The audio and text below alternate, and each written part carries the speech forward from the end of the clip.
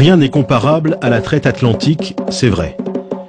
Est-ce une raison pour passer sous silence une autre traite, non moins terrible? Depuis le Sénégal et depuis toute l'Afrique, des millions de personnes ont été déportées, non pas vers les Amériques, mais vers le monde arabo-musulman. Selon les dernières études, ils furent entre 15 et 17 millions. Cette traite a duré pas moins de 1400 ans, du 7e au 20e siècle. Une traite pourtant réduite à quelques légers pointillés sur la carte de l'UNESCO, alors même que d'éminents historiens travaillent sur cette question. Salah Trabelsi est l'un des meilleurs spécialistes des traites musulmanes. Lui aussi est confronté régulièrement aux effets de l'ignorance. J'ai assisté récemment à un colloque au Maroc et un assistant donc au colloque qui a pris la parole pour dire écoutez, je ne comprends pas qu'on puisse en effet associer donc ou comparer l'esclavage en terre d'islam avec les autres formes d'esclavage, puisque chez nous donc les esclaves ont été toujours bien traités. L'esclavage fut pratiqué depuis la nuit des temps par tous les peuples, égyptiens, romains ou grecs. Mais alors qu'en Occident, le christianisme y met fin, le monde arabe, lui, perpétue cette tradition. Au 7e siècle, tout s'accélère avec l'arrivée de l'islam et les conquêtes des troupes musulmanes qui contrôlent rapidement de larges territoires. On sait que justement, dès le début de l'islam, la crise ou la pénurie de main-d'œuvre était criante et que là aussi, la conquête donc avait aussi comme motif, parmi les motifs de la conquête, il y avait aussi ce besoin de capturer des hommes et d'en faire des esclaves, d'en faire justement une main-d'œuvre donc susceptible d'être engagée dans les différents chantiers donc qui allaient être mis en place. À partir du 7e siècle, dans l'ensemble du monde musulman, les esclaves sont très vite omniprésents. Leur place est même plus importante qu'on ne l'a longtemps pensé, loin des clichés sur les courtisanes ou les serviteurs des sultans. La recherche aujourd'hui montre que les effectifs d'esclaves étaient plus importants et qu'ils existaient non seulement dans les demeures bourgeoises, mais qu'ils existaient aussi dans les campagnes, et qu'ils étaient employés non seulement en tant que travailleurs domestiques, mais aussi en tant que travailleurs productifs, sans parler de l'armée, etc. Il y a parallèlement à cela une réalité terrible qui est celle des esclaves qui travaillaient dans les mines, des esclaves qui travaillaient dans les chantiers hydrauliques, des esclaves qui travaillaient dans les mines de sel. Avec le développement de l'empire arabo-musulman, la traite s'organise. Comme la traite atlantique, elle est affaire de professionnels. De puissants trusts régissent ce commerce, comme ceux du Caire. Dès le Moyen-Âge et jusqu'au 19e siècle, il existe même un syndicat des négriers qui négocie des commandes publiques avec l'État.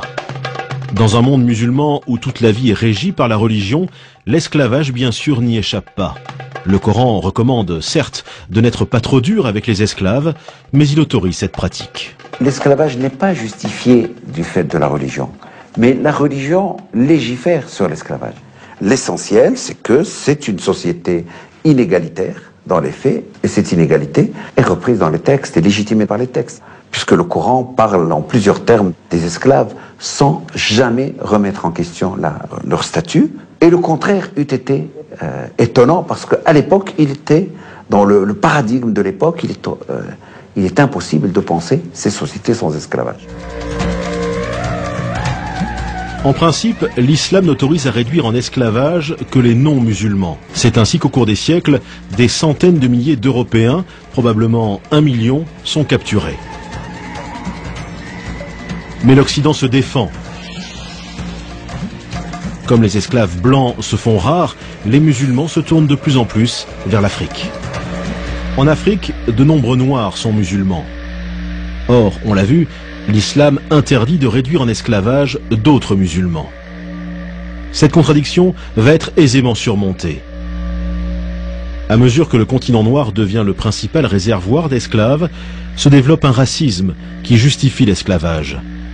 Comme dans la traite atlantique en somme.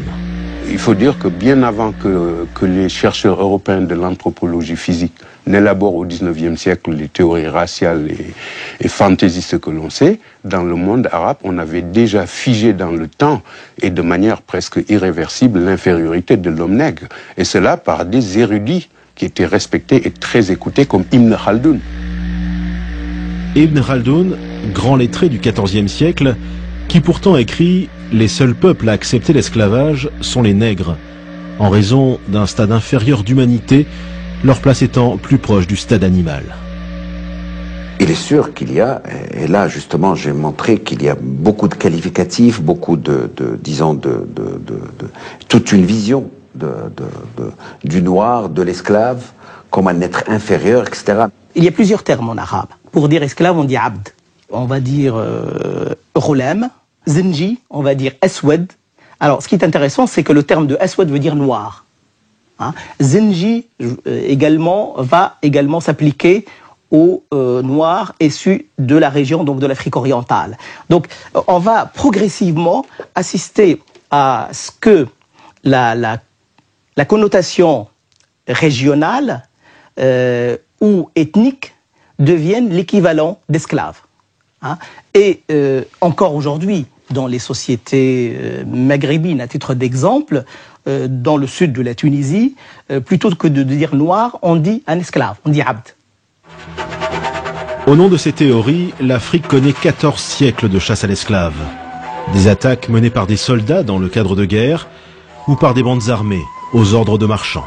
Ces attaques, bien sûr, sont d'une violence inouïe. C'est le feu qui est mis dans les cases. C'est des attaques frontales, bien sûr, contre des populations démunies de défense. Et bien sûr, par la suite, bien sûr, c'est un arrachement donc de ces personnes à leur famille, à leur pays. Pour capturer un esclave, les assaillants tuent en moyenne 2 ou 3 personnes. Et dans les villages, il y a une marchandise que l'on recherche particulièrement.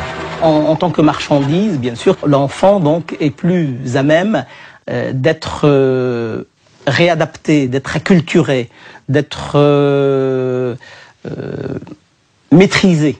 Hein, alors qu'un adulte, il aurait tendance à ne pas accepter sa servitude.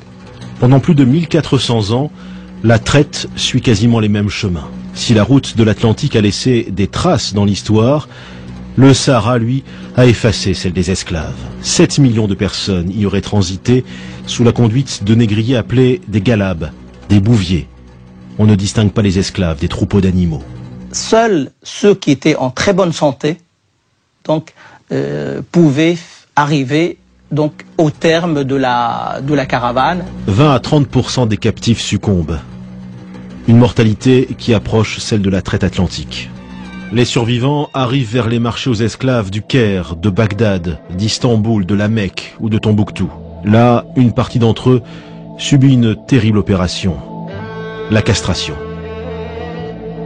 Ce qui est triste à dire, c'est que les ateliers de castration, c'est que la nature de l'opération elle-même est une opération qui, malheureusement, donc, laisse très peu de chance pour l'enfant châtré. Donc, l'espoir de survie de l'enfant sont quand même assez minimes.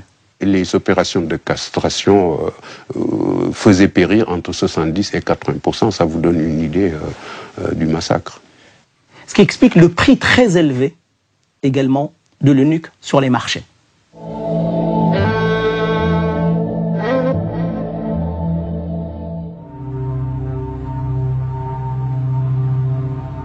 Malgré sa cruauté, la traite orientale a duré jusqu'au début du XXe siècle, sans être remise en cause.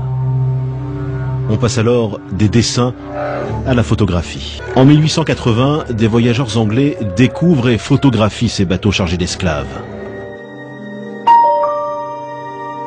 Ces photos prises à la fin du XIXe siècle donnent une idée d'une pratique ancestrale.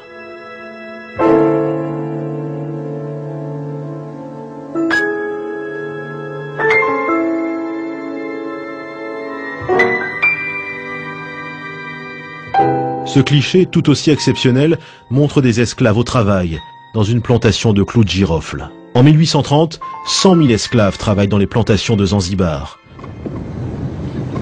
Historien de renommée mondiale, Ibrahima Thioub est l'un des rares Africains à travailler sur la dimension africaine de l'esclavage. L'un des rares a pointé la responsabilité d'Africains dans les deux traites, orientale et atlantique. Est-ce à dire que les esclaves tombaient du ciel? Il a bien fallu les produire.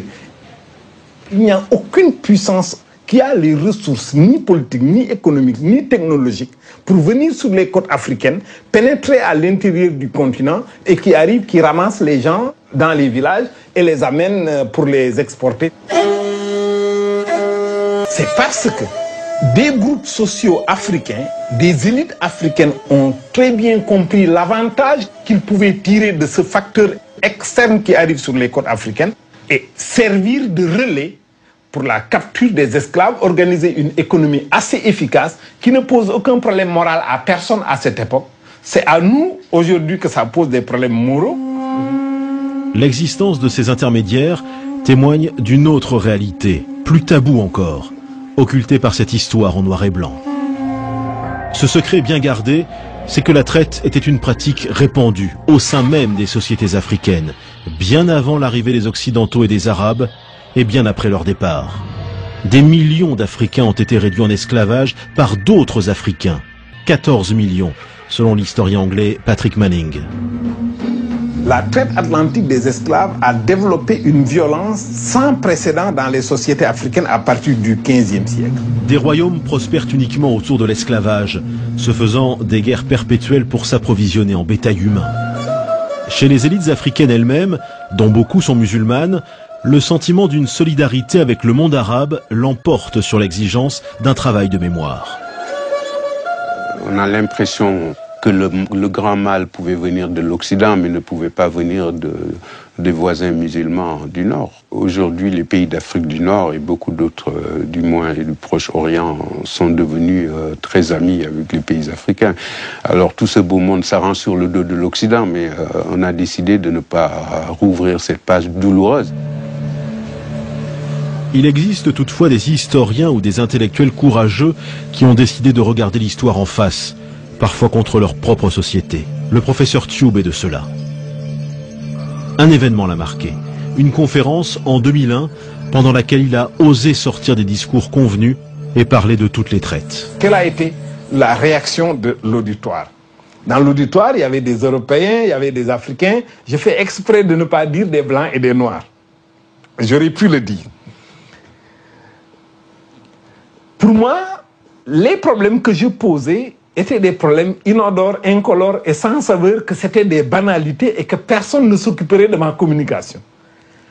La réaction de la salle, en tout cas du côté des Africains, a été d'une violence à laquelle je ne m'attendais pas du tout. Je ne savais pas que c'était aussi chaud et aussi violent. Le sujet que j'abordais, c'était d'une sensibilité, d'une telle sensibilité. Franchement, je n'en étais pas conscient. Mais j'ai senti que dans la salle, il y en a qui se sont levés pour dire que ce que vous racontez, c'est des histoires, vous allez trop vite. Mais je n'ai entendu aucune critique réelle de ma communication, une critique scientifique. Mais ce qui me l'explique, c'est ceci. C'est que quand j'ai terminé mon exposé à Bamako, qu'il y a eu cette réaction violente, mais peu scientifique, mais plutôt réaction épidermique à ma communication, quand je suis sorti de la salle, des Africains sont venus me voir. Ils n'étaient pas très nombreux, mais quand même c'est assez représentatif de quelque chose pour me dire, vous savez, ce que vous dites là, c'est vrai, vous avez raison, qu'on doit explorer cet aspect des choses, mais il ne faut pas le dire devant les Blancs. Et les Européens sont venus me voir, en aparté toujours, pour me dire félicitations, monsieur. Je pense exactement la même chose que vous. Vous êtes très courageux de le dire, mais je n'ose pas le dire parce qu'on va m'accuser de raciste. Après avoir écouté ces deux positions que je comprends très bien, je me suis dit, mais où sont les historiens? Il est grand temps de prendre le taureau par les cornes. Ibrahima Tube raconte sans doute une histoire trop complexe pour une époque qui a besoin de vérités simples. Une époque où la peur rend aveugle. Une peur comme un contre-coup d'une histoire tourmentée dont les plaies ne sont pas refermées.